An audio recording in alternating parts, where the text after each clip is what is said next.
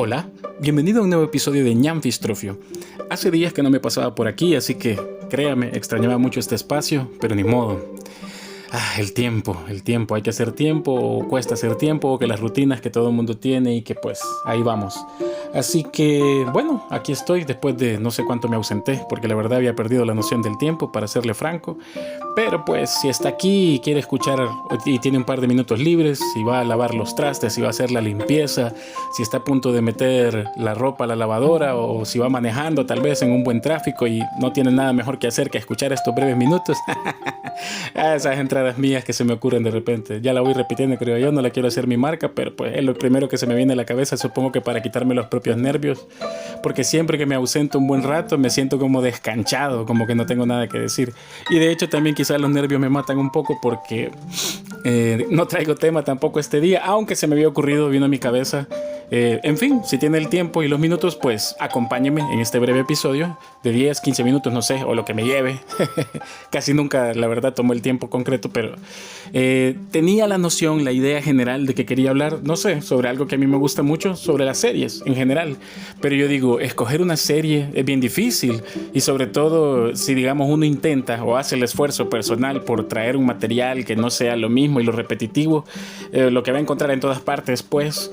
Pero luego reflexioné y yo dije, no, pero es que la verdad las pocas series que yo he visto, porque tampoco es que haya visto tantas, el 99% vienen de Hollywood, descontando pues lo que pude haber visto en mi infancia de telenovelas y televisión blanco y negro de perilla, y que quien mandaba en la casa ponía lo que quería y los demás nos teníamos que acoplar. Entonces mi educación en series fue bien específica de lo que ofrecía la televisión salvadoreña, la televisión nacional, digamos, y pues series es un universo infinito e inmenso, y creo que por eso también es inagotable para los que les gustan las series y nunca se cansan de probar nuevas series, ver episodios nuevos y decir, bueno, le voy a dar la oportunidad a esta serie, y más en esta época, no sé si dorada, supongo que sí, de tanta variedad y tanta consistencia de programas, de aplicaciones de streaming y todo eso, que tienen un menú pues para la de nunca acabar.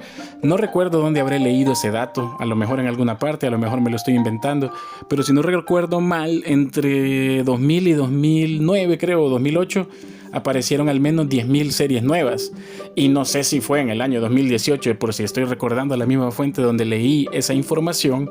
Solo en el 2018 creo que aparecieron 2.000 series nuevas. Si sumamos todos los años anteriores y más, no sé, desde los años 50 hasta el 2000. Y no olvidemos, contando también que no solo existe Hollywood, sino las miles de series del resto de países del mundo. La verdad es que existen mínimo, y creo que no estaré ni errando ni pecando, más de 50.000 series. Y si contamos también las infantiles y los animes, solo cuántos animes existen, imagínese usted, cuántos salen en cada temporada. Entonces la variedad es imposible, o sea, imposible en el entendido de que una sola persona no podría llegar a verlas todas.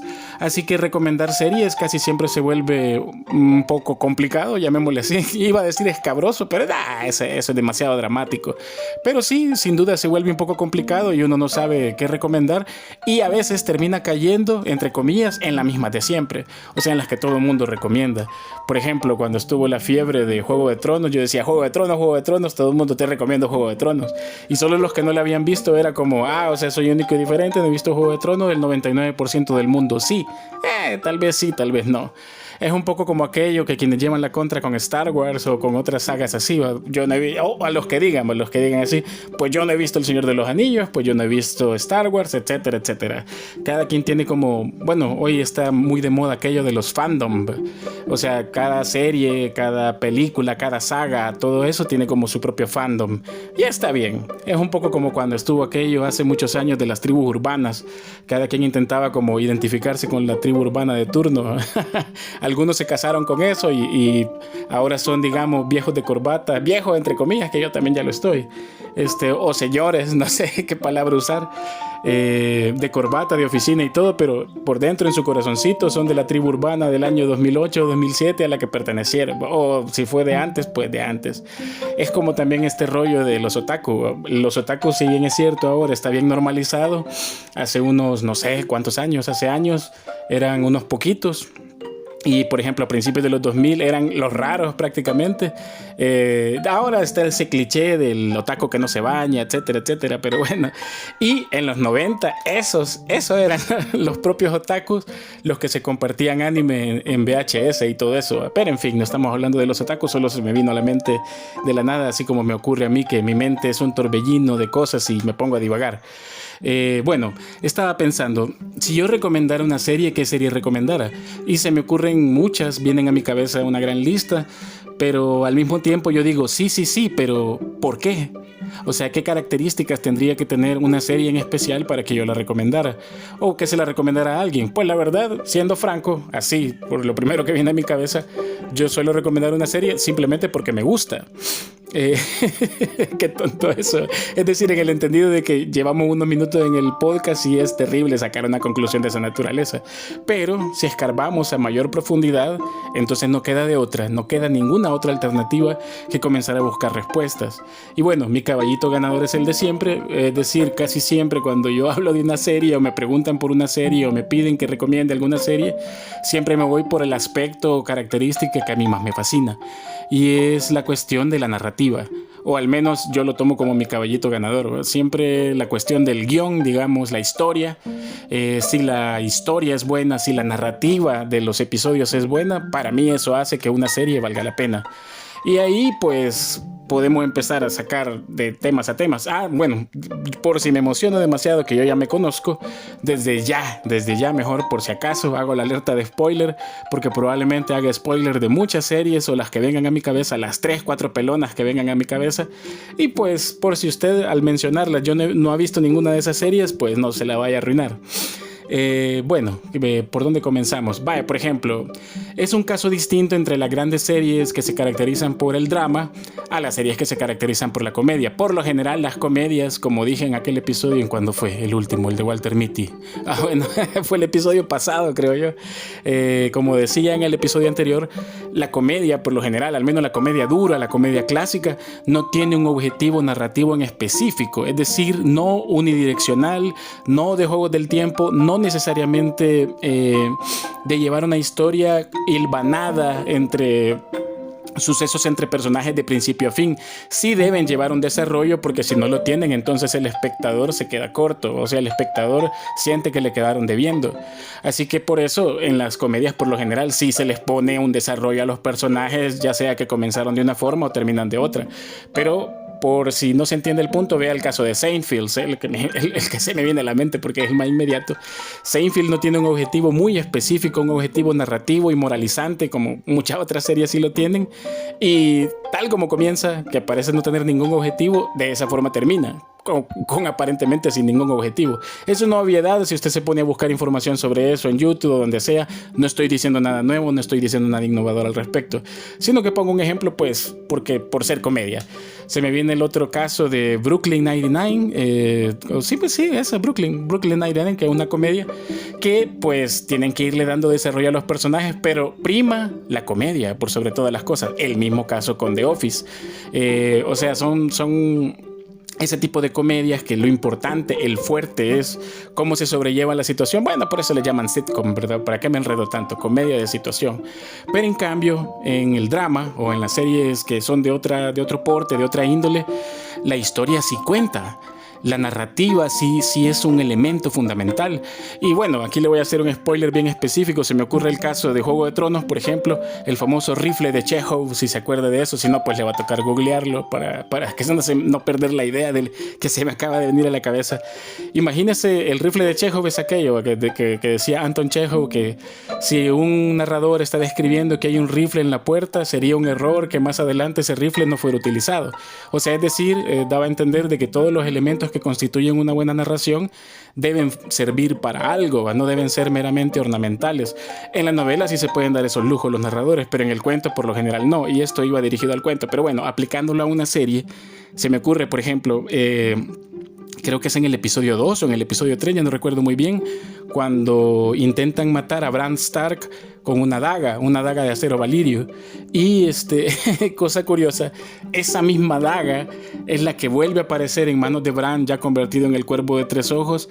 E ipso facto, cuando se encuentra con Arya Stark, Bran Stark lo primero que hace es regalarle la daga a Arya, con la cual finalmente Arya Stark terminaría matando al Rey de la Noche. Un maravilloso rifle de Chekhov como ninguno. Otro parecido quizás es el de Breaking Bad, en aquel episodio un minuto, donde la bala que le regalan a uno de los mexicanos los primos, pero todo el mundo le decía los twins, los gemelos, y obviamente no eran gemelos, pero pues todo el mundo les decía así porque se vestían iguales, ambos estaban pelones, etc. Entonces cuando le regalan la bala y es la misma bala con la que finalmente terminan matando a uno de ellos. O sea, esa es la famosa técnica del rifle de Chekhov. Y son episodios narrativos, una característica de la narrativa, digamos, muy anecdótica, muy específica, si quiere usted tangencial, pero que las pongo como ejemplos específicos porque usted va a notar que las buenas series tienen una narrativa bien hilvanada. Viene a mi mente, por ejemplo, el caso de Los Soprano, una serie tan cotidiana donde los episodios se podría decir que de alguna manera son cada uno de ellos autoconclusivos, y sin embargo cada uno está amarrado y amalgamado de tal manera que vamos viendo la evolución de todos los personajes, no solo de Tony Soprano, que es uno de los personajes más maravillosos que se hayan creado para una serie, sino de todos los secundarios también.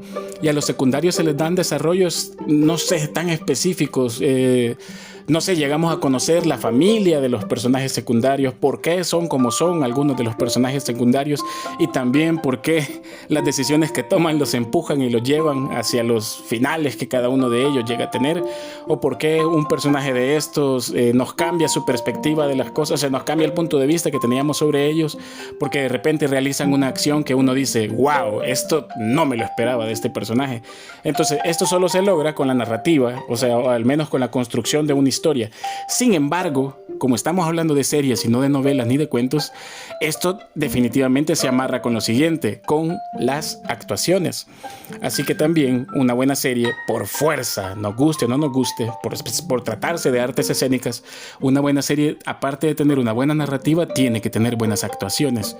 ¿Quién sustituye el papel de James Gandolfini en Los Soprano? ¿O quién sustituye a, no sé, el papel de... Ay, se me ha ido el nombre de Walter White. Bryan Cranston en Breaking Bad. Nadie, o sea, no se puede, no hay manera. Incluso yo me atrevería a decir, aunque esto está un poquito jalado de los pelos, el papel de Jon Hamm o Don Draper en Mad Men. Digo jaladito de los pelos porque en última instancia el papel de chico misterioso y todo eso, digamos que no es demasiado sofisticado. Tiene algo de personaje plano, un personaje así. Sin embargo, las aristas que componen al personaje de Don Draper en Mad Men hacen que su actuación definitivamente sea memorable. Y hablando de Mad Men, creo que eso me hizo pensar en la siguiente característica, que también podríamos decir que van como amarradas. Veamos, recapitulemos.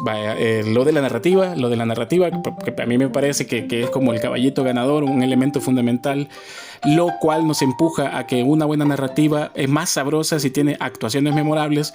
Y luego nos viene la tercera, que es la consistencia, o al menos es la forma en la que, no sé, es la forma en la que lo quiero determinar. Para no enredarme con mis palabras, se lo voy a plantear de esta manera. Hay series que son buenas, pero luego y la primera y la segunda temporada son buenas y la tercera se cae, digamos, o la tercera es un poco más aguada, la tercera ya no tiene lo que uno esperaba. Le pasó, por cierto, a Juego de Tronos, para los que la vieron, las, no sé, 4 temporadas o 5, quizás yo me quedo hasta la quinta, no sé. Pero bueno, hay 4 o 5 temporadas que son geniales, son buenísimas, pero las últimas temporadas, aunque pueden ser buenas, se les puede considerar hasta cierto punto buenas, ya no son igual. O sea, es como que algo falló, algo faltó, algo hace que se caiga. Y muchas series pierden fandom específicamente por eso, porque no mantienen la consistencia. Y antes que se me olvide, mencionaba lo de Mad Men, precisamente, bueno, el caso del personaje de Jon Hamm, pero Mad Men es una serie, por ejemplo, que es lo que es así de grande, es así de excelente, y entra en las grandes ligas, a mi juicio, a mi criterio personal. Pues usted si me puede contradecir, está en todo su derecho, y yo igual no soy ninguna autoridad verdad, ni soy productor, ni soy especialista, sino que como alguien que está hablando de series en este momento, para mí algo que hace grande a Mad Men es precisamente la consistencia que mantuvieron todas las temporadas desde el principio hasta el fin. Ahora bien, tenemos también casos distintos. Vuelvo a mencionar, lo siento, Los Soprano, que Los Soprano, las primeras series son como bien tranqui, bien casi que, como decimos en buen salvadoreño, al suave. Y las últimas son monstruosamente magistrales. O sea, esa es la clase de serie que va increciendo, siempre hacia arriba, siempre mejorando. Total que los últimos episodios de Los Sopranos son maravillosos. Entonces son casos excepcionales. Breaking Bad intentó hacer lo mismo, pero sobre todo sobresale en la acción. No es que fuera forzado, ojo, sino que sacrificaron un poquito la calidad dramática que tenía en las primeras temporadas, e incluso hasta un poquito como de comedia, de una extraña forma cómica y drama a la vez. Bueno, no, quizás no sé, mejor no me enredo con eso, pero las últimas temporadas ganaron más en acción, perdieron un poquito más en drama. No quiere decir que no lo tenga, claro que lo tiene, pero pues simplemente, bueno, en fin, son cosas ahí que vienen a mi cabeza. Antes de que se me olvide, la otra cosa que yo pienso que, aunque no siempre es un referente de que una serie funcione, por lo general, las series que son bastante premiadas suelen ser buenas. Hay series que son buenas y que nunca recibieron un premio, todos lo sabemos. Y además, los premios, con el paso de los años y con el paso de cómo se ha ido dando color la academia en Estados Unidos, la Academia de Arte Cinematográfica, los premios han ido cayendo en descrédito bastante. Pero por lo general, digamos en el entendido, por lo general, las series premiadas suelen ser buenas. Así que la recepción de la crítica, los comentarios, por ejemplo, este portal IMDb o Metacritic o Rotten Tomatoes, todos estos portales, si bien es cierto, hay muchos intereses de por medio, es decir, críticos que están comentando, gente que está pagada para comentar a favor de esta o aquella serie para ver si eso aumenta los picos de audiencia. También es cierto que hay voto del público, y ese voto del público por lo general no falla. Yo creo que en otro episodio lo mencioné también para el caso de Shawshank Redemption, Sueños de Fuga, que esa serie 2 o 3 veces, creo yo, no recuerdo cuántas veces han reformado el top de IMDb. Y esa película siempre llega a la número 1, voto del público y voto de la crítica. Eso no puede ser de choto, como decimos en buen salvadoreño, no puede ser por gusto. O sea, quiere decir de que hay gente que como que justifica, digamos, como que sostiene y defiende y dice, no, mira, esta película es buena por esto y esto y esto. O si es una serie, mira, no, esta serie es buena por esto y esto y esto. No sé si a usted le ha pasado, a mí sí, me pasó con Doctor House, me pasó en su momento con Westworld, que son 2 series que a mí me fascinan muchísimo. A mí me pasó viendo Westworld, creo que estaba en la 2ª temporada. Sí, creo que es en la 2ª temporada. Y vi el episodio que se titula Kiksuya, creo yo, si no me falla la memoria. Es que lo vi durante la cuarentena estricta y he buscado esa serie porque no está en ninguna de las plataformas reconocidas, creo que no está en ningún lado. Pero bueno, al rato la encuentro, si no, pues va a tocar ponerse el sombrero de pirata. Nada, es en broma. En algún lado debe estar o alguien la debe tener para que me la comparta. Pero yo me acuerdo que cuando la vi, ese episodio, Kiksuya, creo que es el 8º de la 2ª temporada, si no recuerdo mal, mi memoria ya no es la misma. Me acuerdo que lo vi, me quedé así como boca abierta y de inmediato a Google, a internet, ¿qué onda con este episodio? ¿Qué onda? Kiksuya. Y no recuerdo, creo que en aquel momento, quizás estoy exagerando, a lo mejor usted puede ir a corroborarlo y desmentirme, pero si no recuerdo mal, por lo menos tenía 8.7 de calificación el episodio. Y pues muy por encima, obviamente, por el resto de las temporadas hasta ese momento, de las primeras 2.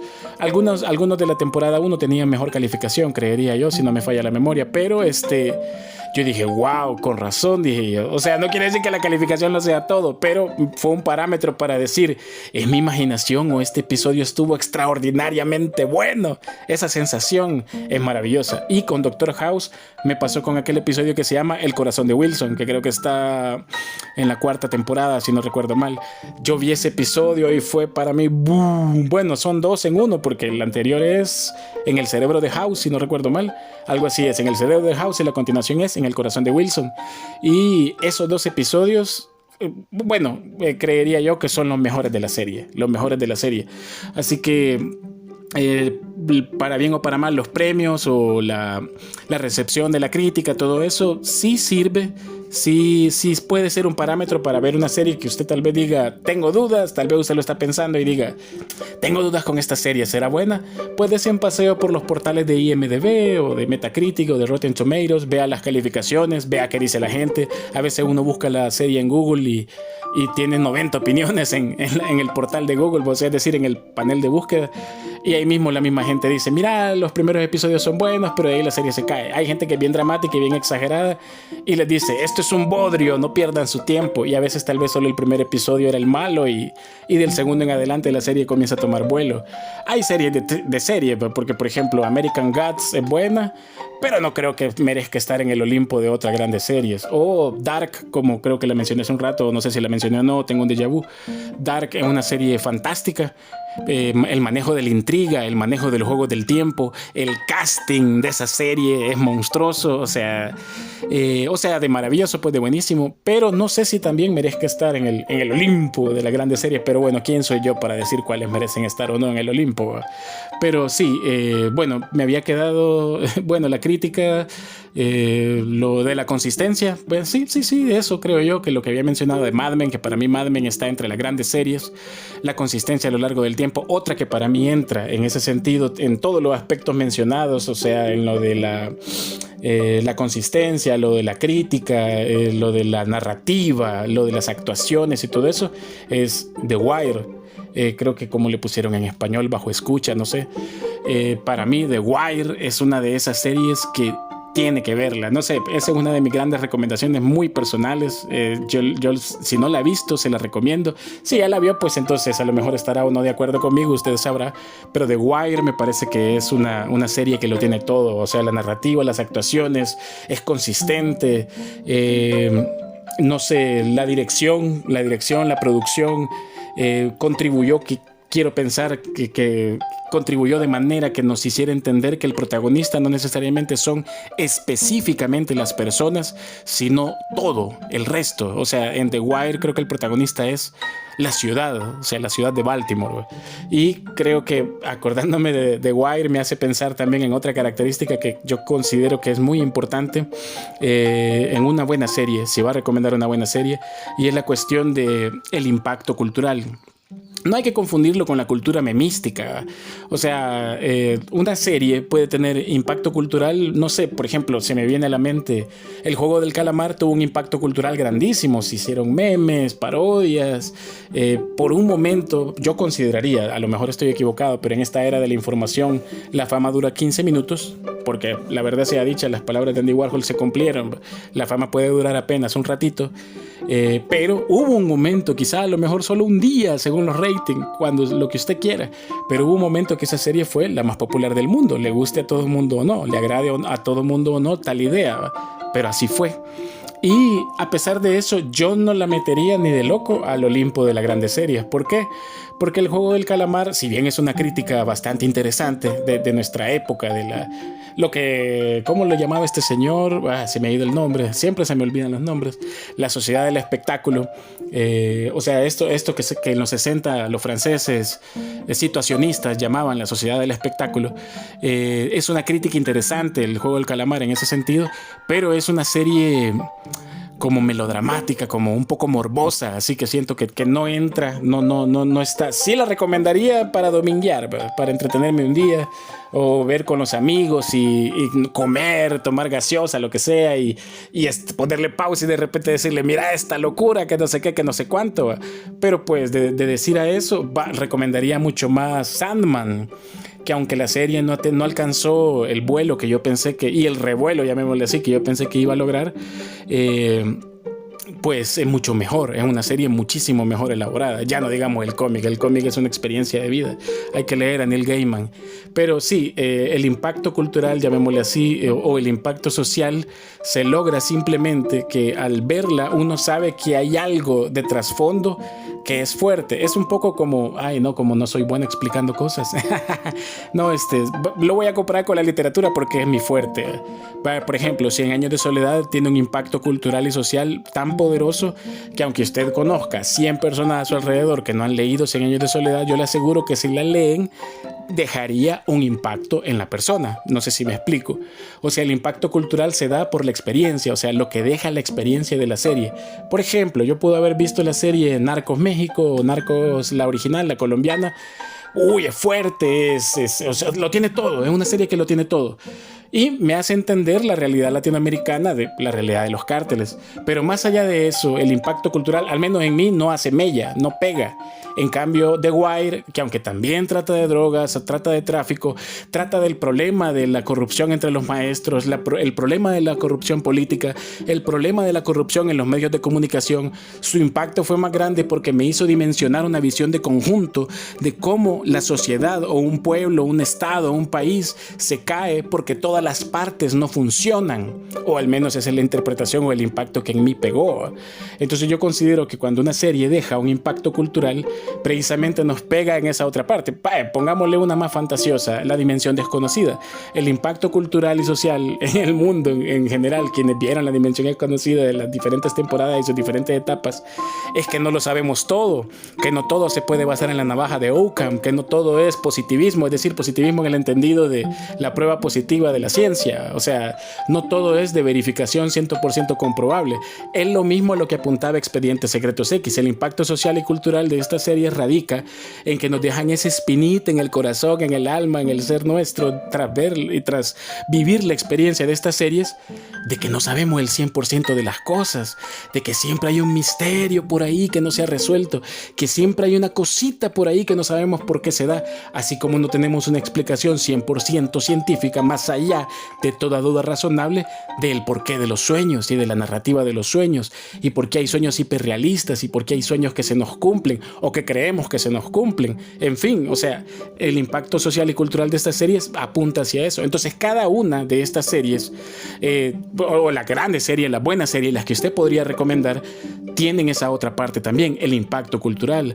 Porque, por ejemplo, Los Soprano, la gente a medida que ve Los Soprano o quienes han disfrutado la serie, a veces se les olvida que a quien están viendo, o sea, al protagonista, él es el malo, o sea, es un antihéroe. Tony Soprano no es una buena persona, es malo, es un mal sujeto. Sin embargo, la gente se llega a identificar con él. ¿Por qué? Porque él tiene las mismas dolencias que tenemos todos.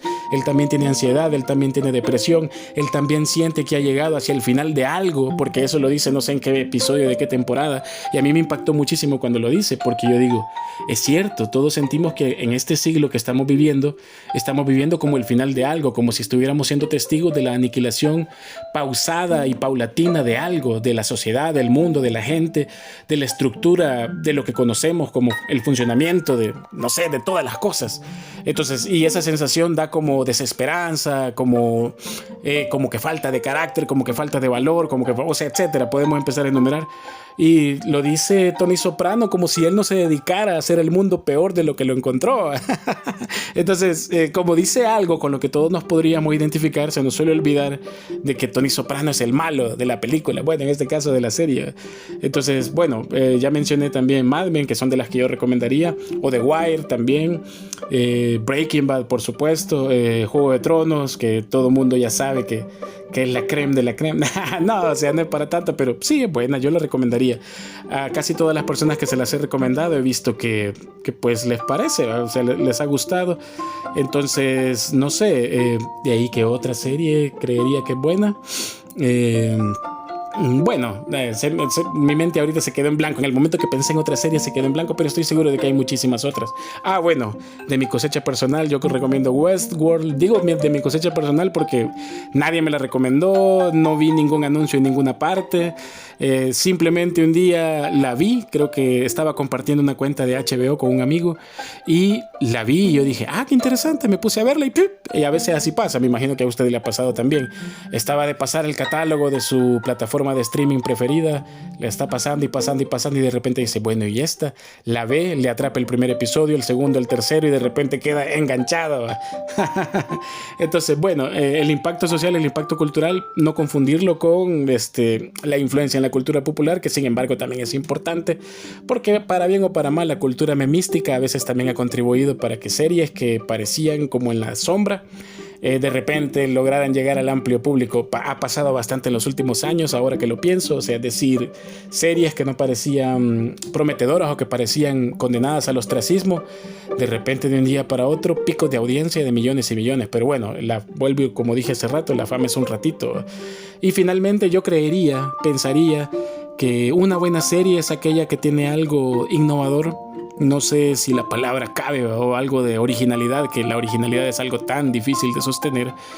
Lo digo porque de repente a mí ya me ha pasado con gente socada con la que uno se pone a conversar, que uno le dice, no, pero es que mira, fíjate que en esta serie vi tal y tal cosa, que no sé qué, que no sé cuánto, y que le responden a uno, sí, pero en 1967 la serie tal ya había hecho eso con esto y esto y esto, y para mí es como, bueno, sí, tenés razón, pero me refería a que aquí en específico hizo que funcionara. Sí, no, pero esa técnica es vaya, está bien, entonces no he dicho nada. Entonces eso pasa.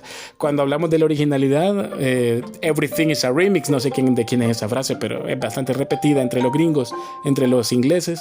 Everything is a remix, o sea, en teoría no hay nada nuevo bajo el sol, pero pues hay formas de hacer originalidad. Por ejemplo, con la aparición de los antihéroes en las series, así como las mencionadas, digamos, en el caso de Don Draper en Mad Men, o Tony Soprano en Los Soprano, o Doctor House, por ejemplo. Doctor House, estos personajes son como antihéroes, no son el héroe clásico, bonachón, buena gente, que es súper perfecto, como le llaman algunos, Gary Stu, que lo hacen todo bien. Ahora bien, suelen ser buenos y tienen fortalezas en sus áreas específicas, pero luego les ponen estos fallos, estos defectos de carácter, estos defectos personales que complementan el perfil completo. O sea, y que, pues, como vuelvo y repito, en la mayoría de las veces los convirtió en antihéroes. Creo que ya estamos pasando esa época, la época de determinar héroes y antihéroes, y estamos entrando en un momento en que las series le están dando más importancia a otros aspectos específicos. Se me viene, por ejemplo, a la cabeza The Bear, el oso. En el oso yo creería que no hay protagonistas tal cual, digamos. O sea, es decir, obviamente Carmen, o como se pronuncia, no sé, es el protagonista, el chef, pero o sea, las historias del resto de personajes secundarios no solo alimentan, digamos, la narrativa de cómo se va manejando la serie, sino que el escenario mismo es la serie. O sea, es decir, el mundo del restaurante, el mundo de la cocina del día a día, y cómo esto va erosionando la vida de las personas, o a veces el trabajo se convierte como en el centro de nuestras vidas, no sé. En fin, esa es otra serie que se la recomiendo, bastante buena, y no sé cuánto tiempo llevo, pero creo que ya me extendí demasiado y me emocioné. Solo quería hacer algo breve, la verdad, porque igual tengo otras cosas que hacer, y bueno, en fin, todo el mundo tiene cosas que hacer, así que para qué lo digo. Si ha llegado hasta aquí, le agradezco muchísimo. Tenía días de no estar por aquí, quisiera prometerle de que la siguiente semana voy a estar sin falta, para tener de nuevo un episodio semanal, pero pues a veces se puede, a veces no. Gracias por haber llegado hasta aquí, si llegó hasta acá. Esto es Ñam Fistrofio, y hasta pronto.